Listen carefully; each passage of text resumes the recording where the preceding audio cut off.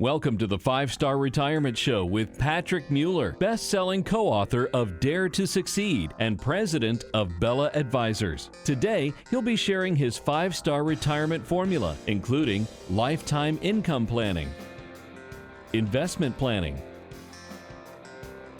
tax planning, healthcare planning, and legacy planning. Here's Chris Monroe and Patrick Mueller.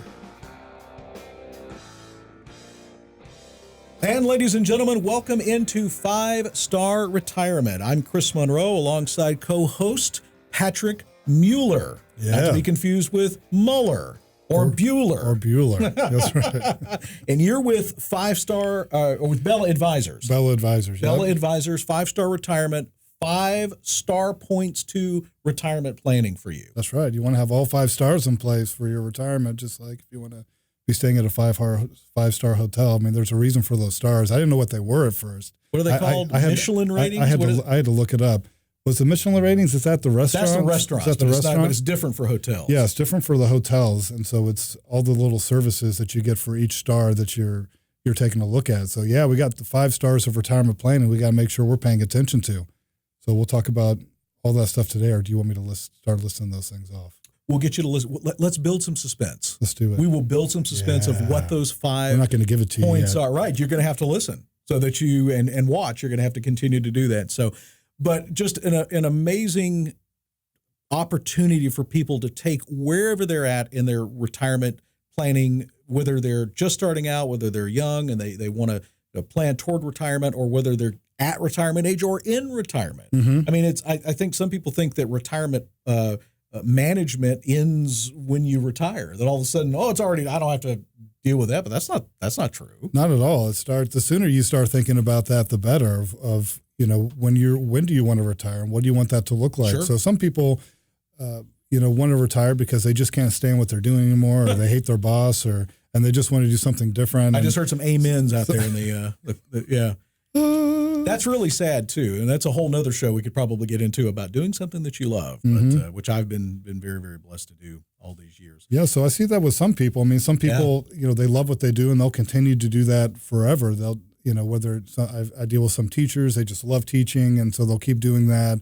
As one guy I met with recently, where he's in robotics and he's doing all this cool stuff in robotics, and he's like, "This is just what I love doing, and I'm going to keep doing it until I'm just not able to do it anymore." And then you got some people that just they're done. If all you can do every week is, oh Lord, it's Monday, thank God it's Friday, and all you're looking to retirement is because you hate your job, man, please go find something else.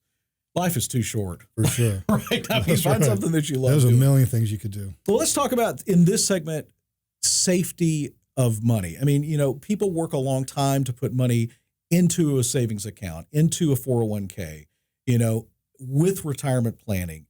And then all of a sudden the market has major volatility, which the market has a lot of volatility, as you know, and some things are more volatile than others. So let's talk about some ways that people can make sure that their money is safe no matter what happens in the market, because there's going to be ups and downs and different administrations and policies and all of that kind of stuff. So one of the things that popped up is investment selection. Mm-hmm. What people need to do to make sure that they're invested in what's right for them, at their time in life. Yeah. Well, one good question to ask yourself is, at this stage in your life, how much of your money are you willing to lose? That's a good point. And so the closer you get to retiring, that changes a little bit. Are you more concerned about growing your portfolio another $100,000? Are you more concerned about losing $100,000 at this point? And I think most people are typically more concerned about losing, where if they're getting really close to retiring, they want to be protecting that money from loss. And most people that I meet with, when we do an analysis and a stress test on their current investments, the majority of their money is currently at risk in the markets in one form or another. And people are getting really complacent because here we are. Who would have thought? It's over a decade since 2008, and since we had that last market downfall, big crash almost. Yeah. Yeah. So right. It's been a rocket ship since then. We get lulled into sleep into thinking that those investments are going to always go up with the little green arrow. That's just not. That's what they do, right? That's You what just put your money. You put your money in, and it's supposed to go up. It's supposed to go up every year. I actually watched a documentary on the 20s crash, and the euphoria that was behind all the people that were getting into the market at that time. And it's funny how history has a way of repeating itself, and we get lulled to sleep. So, making sure that that you're invested in the right thing. Diversification, something that we hear a lot about. What does that really mean to the average person? So when we're looking at diversifying, if all your money is tied to something like that, I mean, the S&P has been really good until it isn't good anymore. And we're at all-time market highs in stock market history. So you brought up the crash in the 20s. Well, we're in the longest bull run in stock market history. The last one was 1929. Okay. And that's why they called it the Roaring 20s. That was part of it, is because the market did nothing but go up until it didn't anymore. And then you had the year 2000, right? When the tech bubble burst. So it was the same thing. Yeah. You had that frenzy that was going on. I still remember being in watching. I was CNBC or something was on there when NASDAQ hit 5,000 with all the .com booms. 99 into 2000. There was no end in sight. Until there was. So making sure that you're diversified, and there are other investment vehicles too, and you hear about them, whether it's real estate or precious metals. Is that something that you get into as well, or is it more just market based? We do precious metals too. So it's important to have stuff like that. So usually, for an example, like gold does really good when markets are terrible. People are getting very fearful. Shotgun sales are probably going up. Canned goods and bunker sales are probably going Meals up. Ready to eat. Yeah, right. That's exactly right. So things like that can be good, but you got to be paying attention to that stuff. So that's why it's important to be invested in actual different asset classes, because every single year, the winner of the asset class race is completely different every single year. So for an example, 2017, it was large cap stocks. 2018, it was U.S. Treasuries. That was the only asset class that finished positive. And then this year so far, it's the S&P. And all you have to do is look at on any investment, and generally something that's a little bit more volatile in stocks, and look at a 10-year return. 2009, negative 53%. Then the next year it's plus 2, and then it's plus 26, and then it's So you're right. Every year it's something different. So the idea behind diversification is making sure that you have something to kind of keep everything level and moving forward. Yeah. So something that's really important is making sure that people have a certain amount of their money that's safe and protected. That's not in things that are tied to any kind of market. So there are a lot of things that are out there now where you can participate in market growth, but you're not going to lose money if it tanks. And that's why it's so important. These things are really designed really for people who are retiring. And there are other types of accounts if you're still accumulating for retirement, but they call these index accounts. Okay. And so with these types of accounts, you're not going to get the full growth of the market, but you're going to get pretty close to it. So for an example, they might have the money tied to the S&P 500 index, and then they'll let you get up to 12 or 13% of the growth of the index each year, and that's where you cap out. But more importantly, if it goes, and they lock that growth in every single year. So on your anniversary date, if it's up 18% like it is this year, they credit your 13%, and then it resets for the next year. But more importantly, the next year, if the market goes down and it tanks 50%, then you stay the same. You don't lose your money.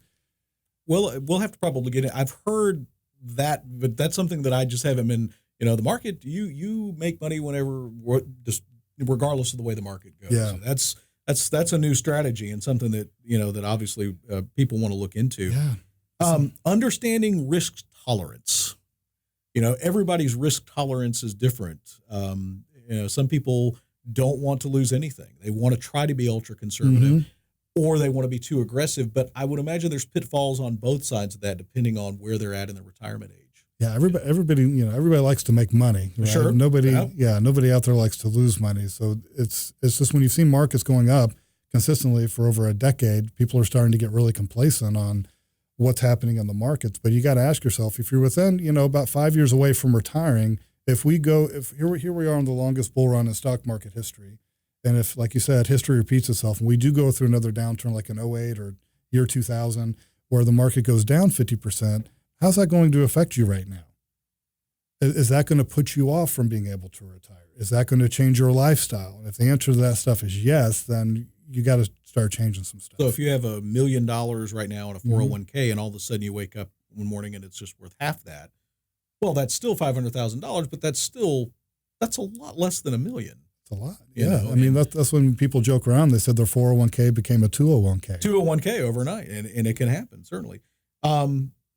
Short-term money. I think a lot of people tend to not have that, emergency fund on the side. And one of the things that I started to do was just keep it in a 1% money market account. I'm not really concerned about what I'm returning on it. I'm just considered having liquid cash so that I don't have to touch retirement assets or investments. Yeah, it's what I call SWAN money, where it's an acronym for sleeping well at night. Okay, so I love that. That's great. So there's a certain amount of money. So it's very personal. I mean, some Sure. people are comfortable not having a ton of money set aside, but average rule is have 3 to 6 months of expenses set aside into an emergency fund or a SWAN account. And other than that, it's personal preference. There's a certain amount of money that you like knowing is down at the bank, even though it's earning that 1% interest, that you can just wake up and you can go and get your hands on that money. Absolutely, that is right there. You know, my grandparents were a little bit older and had adopted my mom, so they grew up in the Depression.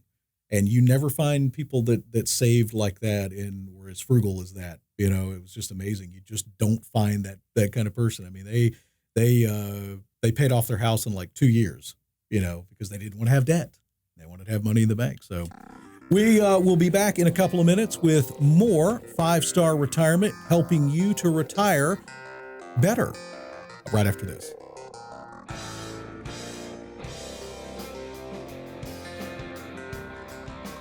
And welcome back to 5-Star Retirement. I'm Chris Monroe, your co-host, but the man who really has all the answers is Patrick Mueller of Bella Advisors. And Patrick, so glad to be doing the show with you. And likewise. And already learning a lot just sitting here with you and talking about these and invest in. And let's be honest, a lot of people, this is not, the kind of conversation that they want to have. We want to make money. Most people's eyes start glazing over when you start talking about this. It's like, but it's important, and it's where you need somebody that has the type of experience and guidance that you have to help people retire comfortably. Yeah. And that's what it's all about. Yeah, I say it all the time. It's the first time that you do something is not typically the best time that you do it. And how many times are you planning on retiring? Right.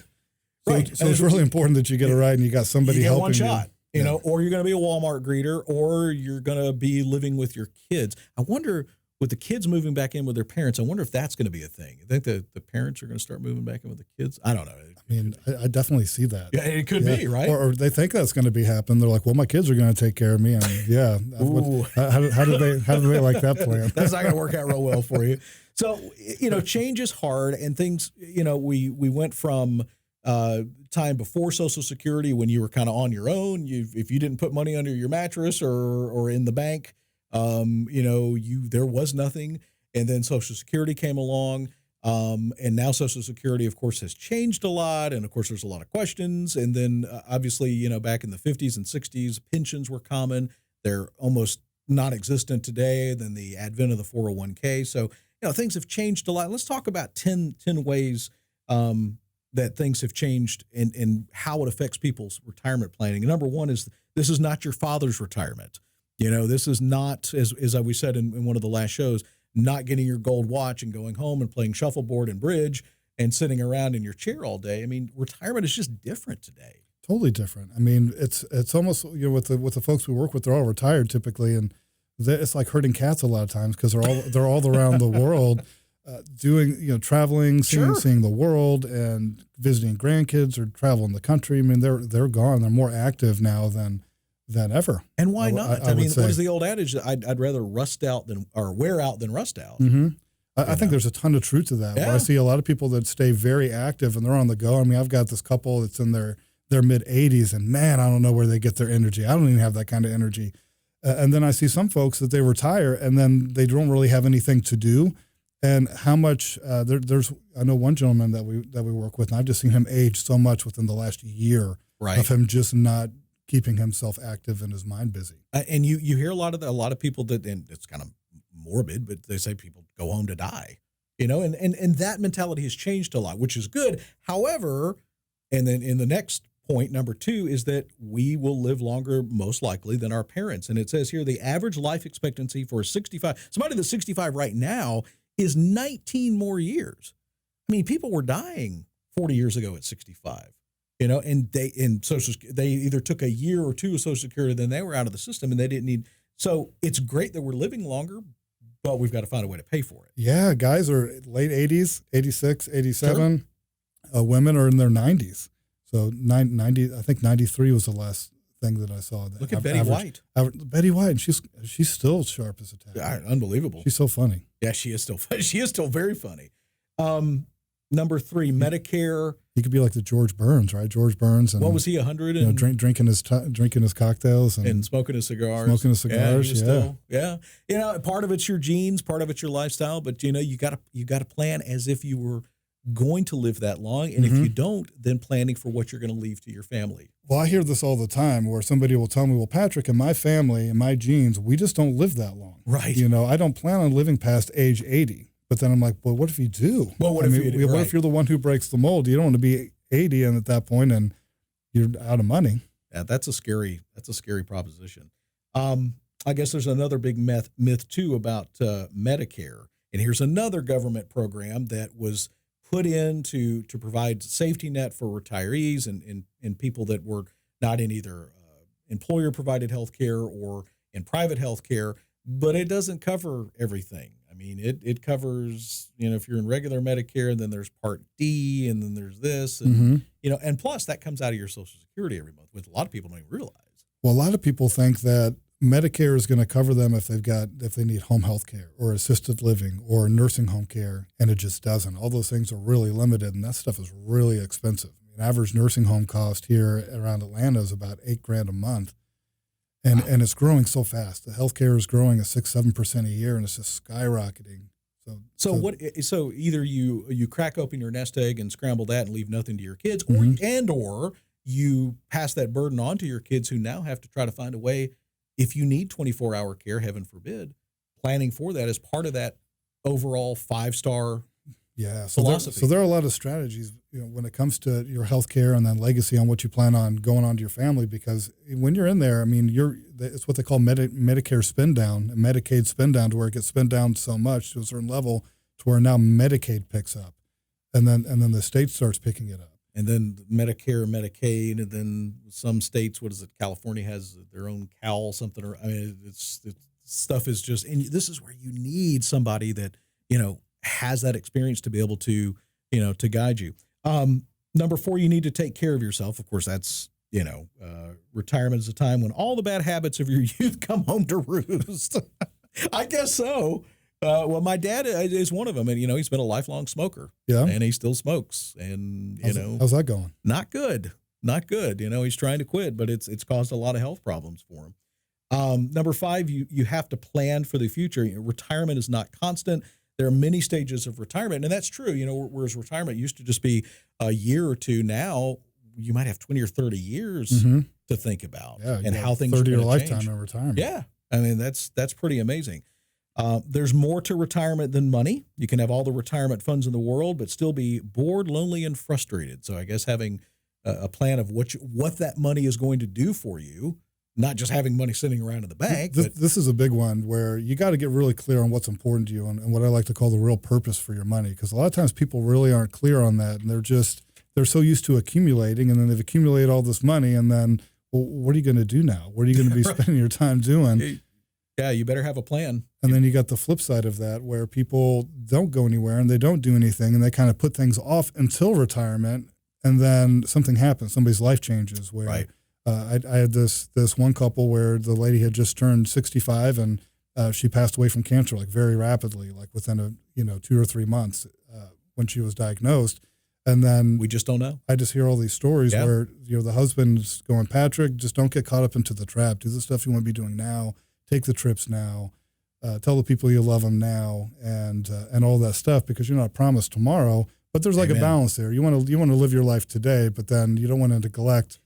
Plan as though you're going to live forever, and live as though you're not. So, that's probably sage advice.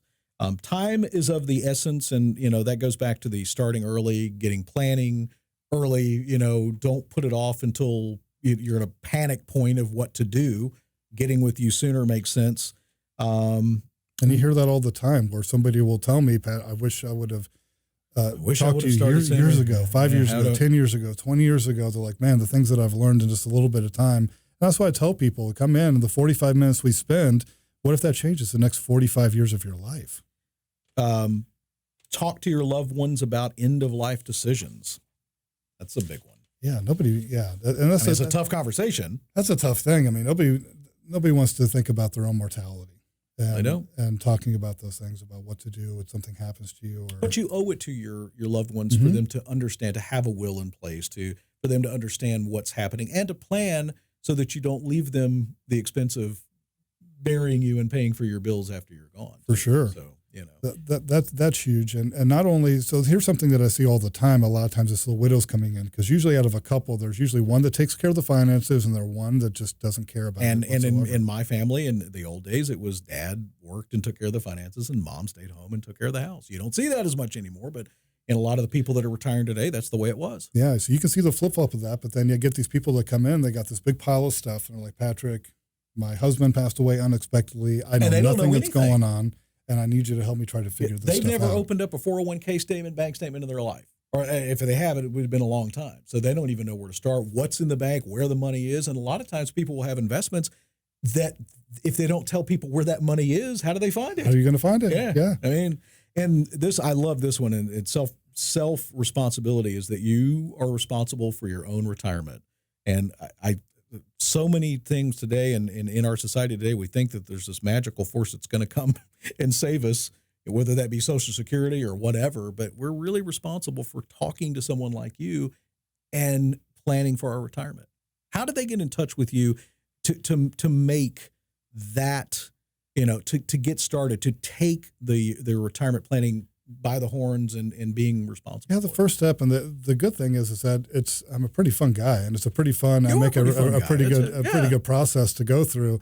So it's not really boring or anything like that. It's really eye-opening, and I try to make it a lot of fun. But we've got to understand first, where are you at, and what is the current path that you're on right now? So we do what we call a stress test, an analysis on all 5 stars of your current plan now. What does your income plan look like? What do your investments look like? How much risk are you taking? If we go to another big downturn and the market's dropped 50%, how much would you stand to lose, and how's that going to affect you? And then we're going to take a look at taxes, healthcare, and your legacy plan. And I'm going to give you my viewpoints on what it is that I think. Here's the path that you're on. Here are the things that you're doing that are good. And here's the stuff that you want to be fixing. If I were you, this is the stuff that I'd be fixing. And if you want to help fixing it, that's great. But to go through this whole process, it doesn't cost you a cent. You just got to take the time and the action to come in and sit down and start doing this. So give us a call, 770-545-8881. Again, the number is 770-545-8881. And pick up the phone, give us a call, and schedule a time to come in at our office here in Roswell.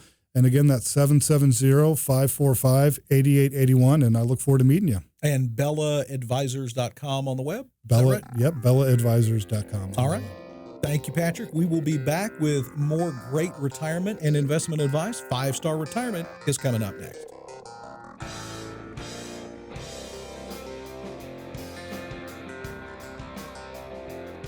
And welcome back to 5-Star Retirement, helping you retire better. I'm your co-host, Chris Monroe. Patrick Mueller is alongside here, the expert with Bella Advisors. It's going to help you understand how you can retire comfortably, how you can take your plan that maybe is not working so well right now, get you on a right track, or maybe you come in and he says, and I wouldn't change a thing, but I doubt that's probably the exception and not the rule. Yeah, it's a rarity. It's a rarity. Yeah. Unfortunately, most people kind of come in and they might have like a 1-star retirement plan versus a 5-star retirement. You don't want a plan. 1-star retirement You don't want a plan. 1-star retirement plan. No, that's Yeah. Walmart greeter territory and probably not good. So. Yeah, because that's kind of what people think is people kind of get too heavy on investments and they're like, well, I tune into my investments every day, Patrick, that's what kind of keeps them busy. But right. There's 4 other stars they got to be paying attention to make sure they're going to be okay. Yeah, that's very true. That's very true. And I love that 5-star. I love it's very understandable. But when you start digging into those 5 stars, and we'll of course continue to talk about those throughout the show, it's pretty daunting. And not any one person really has all of this mapped out. It's very, very few people that really understand all of these things at the level that they should. I mean, you're the best of the best, whatever it is that you're in. You know, if you think about sports, you know, even Tiger Woods has a coach. Absolutely. So you got to have somebody that's looking from the outside that understands what's happening to be able to correct what's happening. And I think for some people, you know, talking about money or is one of those taboo items or something. They don't want to tell you how much they make, or and you know, I'd say, what do you really don't have anything to lose coming in to talk to you, and that consultation and that deep dive and that what you call it, the stress test is free. It's free. Yeah, 100% free. Yeah, you got to understand where you're at and the current path that you're on and the stuff you need to be paying attention to. We talked a little bit about Social Security, and there's one of those things that you know what you don't know or you should know, and a lot of that is about Social Security. I mean, talk about something that, you know, who studies Social Security until you need it? I mean, you don't, it's not something you sit around and go, I'm going to study how I'm going to, what Social Security is about, unless you're just an uber geek and that's kind of what you want to do. But, let's talk about some of the things that you should be aware of that can help you maximize your Social Security income in retirement. Yeah. So if you're a couple between the ages of 62 and 70, there's actually 590 different ways that you can file for your Social Security. So, I mean, leave it to the government to make things so incredibly complicated. No. And then they would never do that. And then they can't give you help on what the best strategy is for you. That's really important. So you are meeting with somebody so they can take a look at what your benefits are and what they would be at, for an example, full retirement age. And what that means is that you're somewhere between the ages of 66 and 67, depending on when you're born, is when your full retirement age is going to be. So that's when you can take your full benefits and you can actually still keep making as much money as you want to, and they can't reduce your benefits. You can take it as early as 62. So each year earlier that you're taking it, you're getting an 8% decrease in your income. And then each year you defer it past your full retirement age, you can defer it all the way up until age 70. And you're getting an 8% increase up until age 70 on that lifetime income. And I can guarantee you the government is rooting for a lot of folks to take that early payout, because that, what did you say? Every year it's 8%? 8%. Lifetime. So, they want people to take it early so that with people living longer than ever. Sure. Yeah. So you're really, it's usually people are breaking even like on the difference there, probably in the early 70s, and they don't realize that. So if you plan on living past your early 70s, then it makes sense to revert a lot of times. Yeah, it's especially if you've got the means to live comfortably without it, and helping people plan toward that. So most people, go ahead. Yeah, I mean, if somebody's got zero assets, right, to live off of, they have no choice. Then you want to defer it as long as you can possibly defer it and get the most money that you can get out of Social Security. Absolutely. But if you got assets, then that's a different story. It's, a lot of times it makes sense to take it a little bit earlier versus spending down your own assets. We talk a lot about taxes, and most of the time we're talking about federal income tax, but there's so many taxes. And of course, Social Security is no different than that. 6.2% payroll tax is what most workers pay. If you're self-employed, you pay the other half that your employer would typically pick up for 12. So you're paying almost 12.5%, of your income if you're self-employed into Social Security. And that can be, there's of course a lot of talk about people that would love to be able to take that and privatize that, be able to take that money into better investments, but it is what it is for now. And then think about that, right? You're taking the money out, and then depending on what your income level is, once you start taking Social Security, they start taxing you on your Social Security benefits as income. So this started back with Ronald Reagan when he was president, where once you're a couple and you're over $32,000 in income combined, then they start taxing you on your Social Security benefits. 50% of your Social Security benefits are now taxed. So wait a second. So do they actually withhold the money back? So it's like just taking the money that you've paid in, and then say, no, we're going. So it's almost like a double tax, really. Yeah. So then Bill Clinton thought this was so great that now if you're over $44,000 in combined income, now you're at 85% of your Social Security benefits are added in as income. So again, you're penalizing people that want to continue to be productive and work. So that could be a whole nother conversation that we could probably go down a rabbit hole there. Yeah, there's so many rabbit holes we could go down. $132,900 tax cap. This was the Social Security maximum taxable amount of earnings in 2019. What does that mean? What that means is that if you make $200,000, then they're going to stop taxing you at that mark. What was it, $139,000? $132,900. I'm sure it probably goes up a little bit every year. Yeah, it goes up a little bit every year. So they're going to tax you at that amount up until that level. So then if you're a high income earner, you stop paying that tax. Okay, so you actually stop paying that tax. But then they cap you off on your Social Security too, on how much the maximum amount that you can possibly get out of Social Security too. Right. Which is about $2,900 a month. These are eye-glazing formulas, I'm sure, that will blow your mind. Super boring stuff, honestly. I mean, even though this is what I do for a living, I mean, it's not like the most exciting stuff, but we take all this stuff and we make it relevant to where you understand how this is really going to affect you. And that's so retirement. important, because it is an important topic, that people don't think about. They put it off. We're trying to make ends meet every month. We're trying to pay for the kids' braces in college and the car repair, and Fido needs, to go to the vet. And, it's an amazing amount, but you've got to think about this stuff. And the earlier you do, the better off you're going to be for not only yourself, but for your children and your family. Yeah. The sooner you talk to somebody and you get on top of that stuff, the better. It's so important.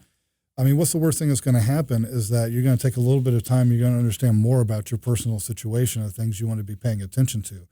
And it can make a huge difference when you start planning now, like we've been talking before when we talk about taxes, which is one of the stars of a 5-star retirement plan, and how you're putting money away and how those taxes can be affecting you in the future. When you're putting your money away and deferring your taxes into a 401k or an IRA, and not paying the taxes on that money, is just compounding and compounding. And a lot of times it's people's number one asset by the time that they retire, more than their house, more than everything else.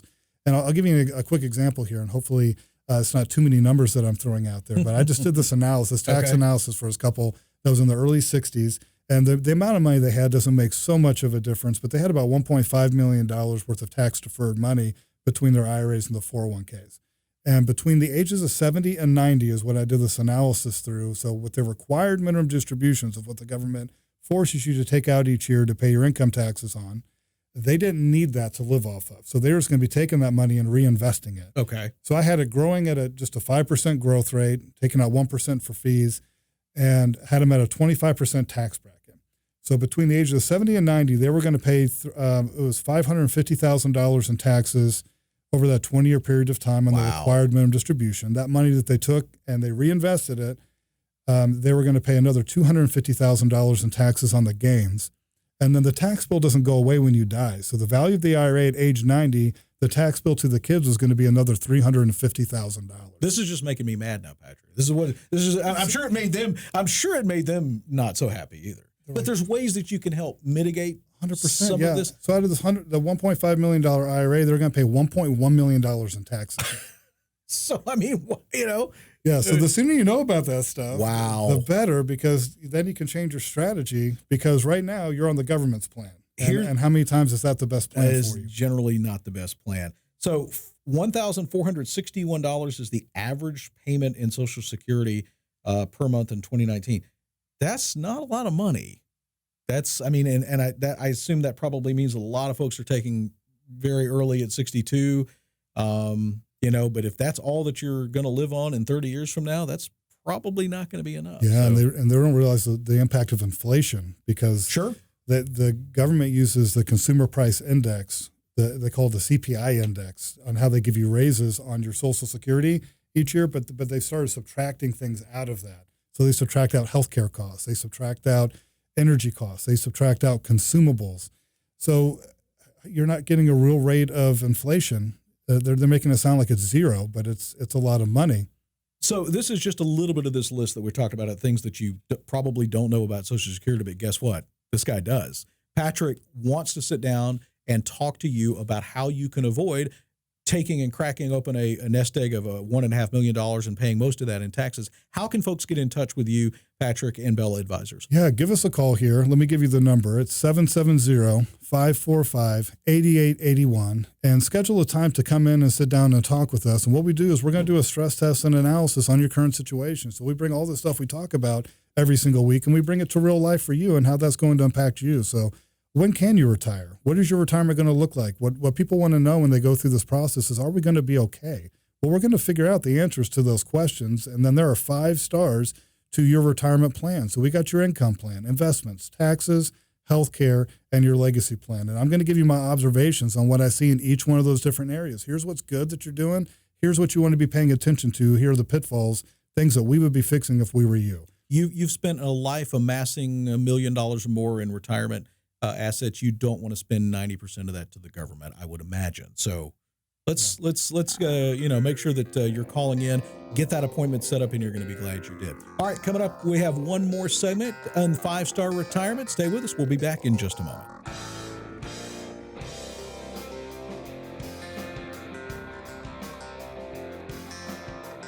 All right, welcome back to 5-Star Retirement. Patrick Mueller alongside Chris Monroe, co-host here for another segment, and we are into our lightning round of questions that have come in. Yeah, we're going to try to get to as many of them as we can. Of course, Okay. there's so many questions, and this is just touching the iceberg. And of course, we'll give your contact information in full again here as we get to the end of the broadcast and the end of this segment. But let's start with this. Pete in Milton.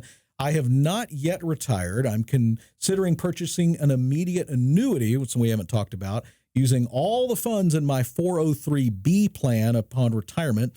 Would the annuity distribution satisfy the required minimum distributions?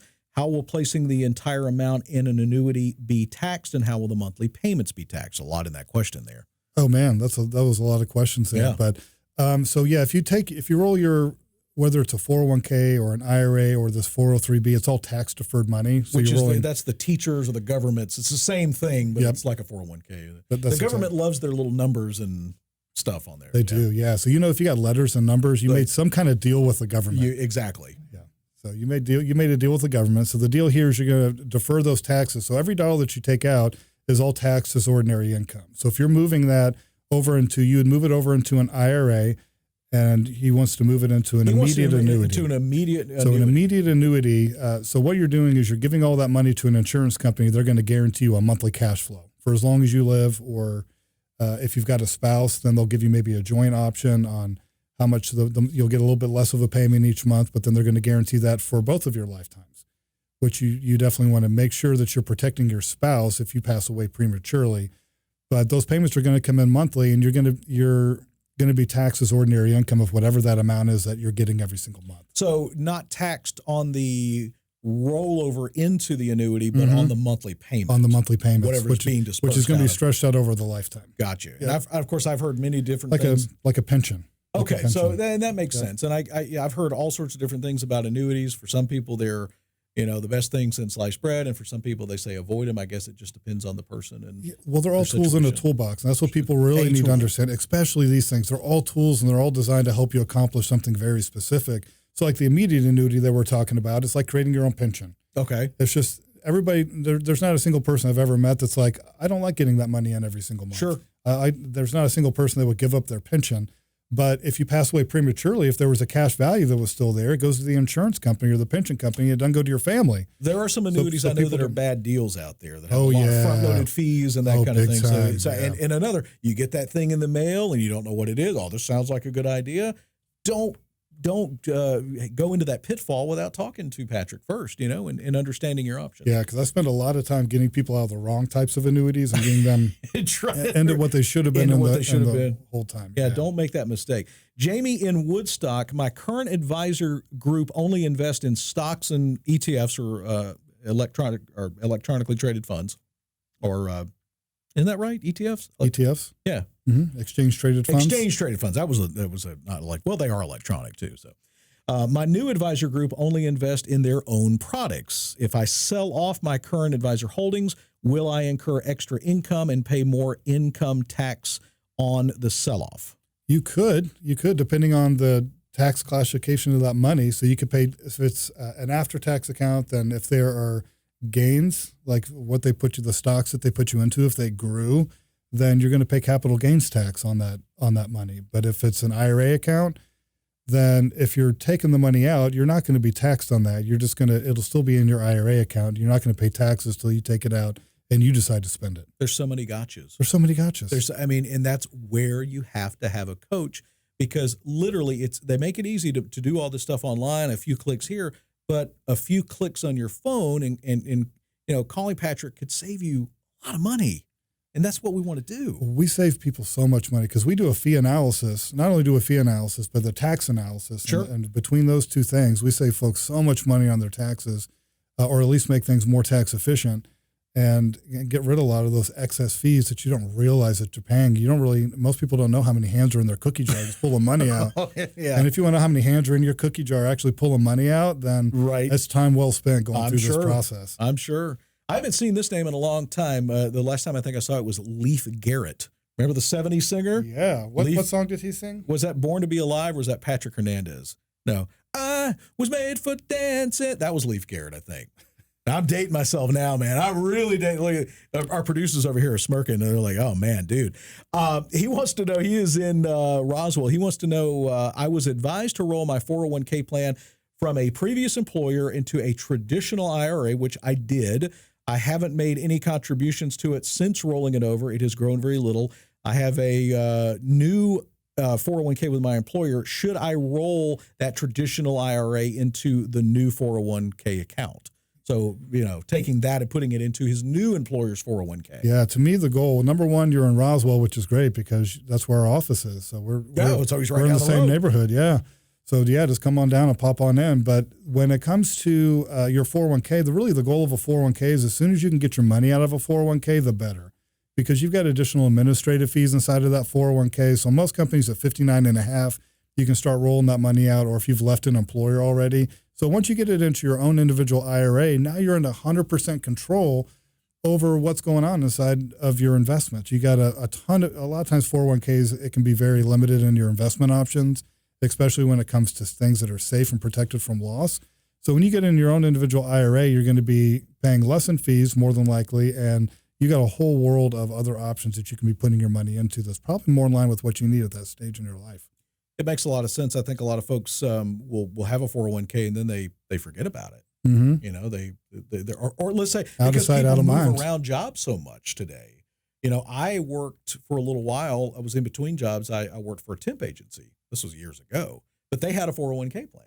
So the temp agency had a 401k plan? Agency had a 401k plan. How about that? So I actually had money that 10 years later I found that had grown quite considerably and didn't know, and I was able to roll it over into my portfolio, so my Roth IRA. Was that a happy day? It was a happy day. When you find money, it's like finding a $20 pocket in that coat. That is a great day, right? It's the best. It's the little things in life. So Jessica in Lawrenceville, an IRA is being willed to me, so she's receiving it in a will. If I inherit it before the age of 59.5, can I have it sent directly to my own IRA? And what are the tax implications? Good question. Oh, man, I wish there was like a buzzer that we could have go off. Yeah, like Clark Howard's got that buzzer. Right. He's got that buzzer. We could have one go off. Exactly. Yeah, what you don't want to do, so this is all tax-deferred income, right? That's in that IRA. Right. So if it changes ownership to your IRA, you're going to get a 1099 for that full amount of whatever that money was for that year, and it's going to add to your existing income. So it could put you up into a much higher tax bracket, and you got way more going to the government. It's no different than Bob Barker and now Drew Carey giving you something on The Price is Right, and you get a 1099 for it as income for that car that you won, that you weren't expecting. Yeah, who expected that? Ooh, 1099 play. It's one of my favorite shows of all time, and everything I can look at all the time now is, yep, you won that $30,000 car, but man, you're going to have to pay taxes on that. Yeah. So for an example, kids inherit it. They spend the money. They go and buy a sports car. Let's use that same analogy, right? They go buy a sports car, and then at the end of the year, they get a 1099 for that sports car that they just bought. So what are they going to do to pay that tax bill now? Talk about hands in the cookie jar. There's always people, the government wants that money. They want that money. So you can keep that. You can keep that IRA, and you can roll it over into an inherited IRA account. So it stays out of your name. Now they still have to take a required minimum distribution from it. So when you inherit that's still part of that. So they can take it out little by little each year. Okay. But they're not going to be forced to take it out as a lump sum. Gotcha. That's a great question. I mean, and I'm sure that a lot of people have probably made that mistake. I can't tell you how many people think that. Well, can't I just roll that over into my own IRA? Yeah, if you want to pay all the taxes on it now. Yikes. And we heard from Artie in Stone Mountain. My spouse and I are 70 and 67 years old, respectively, and retired. We have a fixed and variable annuity. Is this a good investment for monthly income? We sometimes need extra income for things like home maintenance, etc. It depends on more specifics on those accounts. So typically a fixed annuity is giving you a fixed interest rate and is good, and your money is safe. So you could be spending that money each year pretty consistently. A variable annuity, just by the name, it's going to vary in value. So you're nothing more than you're in a bunch of mutual funds. So they can go up in value depending on what you're invested in. They can go down in value. And typically those things are pretty expensive in the variable annuities. Average fees that I see are between about 3 and 5% a year. And nobody thinks that they're paying those fees. So just in fees, 3 to 5%. That could be pretty significant. Just in fees. I had this guy. We called up. He didn't think he's paying anything in fees. He had $600,000, and he was paying 5% as a minimum in fees. So he's paying $30,000 a year just to have his money sitting there, and that's 1 year. Is there anything in the law or anything like that they have to disclose this stuff in statements? They do disclose it. It's just to give you that thick prospectus, right? And it's up to you to go through that inch thick thing. And they bury it down on page 26. Yeah, that you're paying that money. Wow. You just got to know the right questions to ask. And you again, it's knowing what you don't know, and that's where Patrick Bella Advisors 5-star retirement plan helps you take and avoid these pitfalls. I mean, you've worked so hard for this money all your life to put it away. You don't want to give it away to fees and the government, and all that. So how do folks get in touch with you to get set up? They can go to our website. They can go to bellaadvisors.com, BELLA advisors.com, or just give us a call here, 770-545-8881. Again, that's 770-545-8881. Give us a call. We'll sit down. We'll do a stress test analysis on your current retirement plan. And you're going to gain a ton of clarity by going through this process. Absolutely free. And it's only $10,000 for that. Oh, it's free. Oh, see, I thought it cost. No, I'm kidding. So it's a free. I mean, you have nothing to lose except for a whole bunch of money that you're going to pay to Uncle Sam or in fees. Exactly. We don't want that. So, yeah, give us a buzz, 770-545-8881, and I look forward to meeting you. Well, there's absolutely no reason folks shouldn't do that. I know your phone's going to be ringing all week, and such a great show again with you, Patrick. Look forward to it next time. Yeah, likewise. Yeah, for Patrick Mueller, I'm Chris Monroe for 5-Star Retirement. We'll see you next time.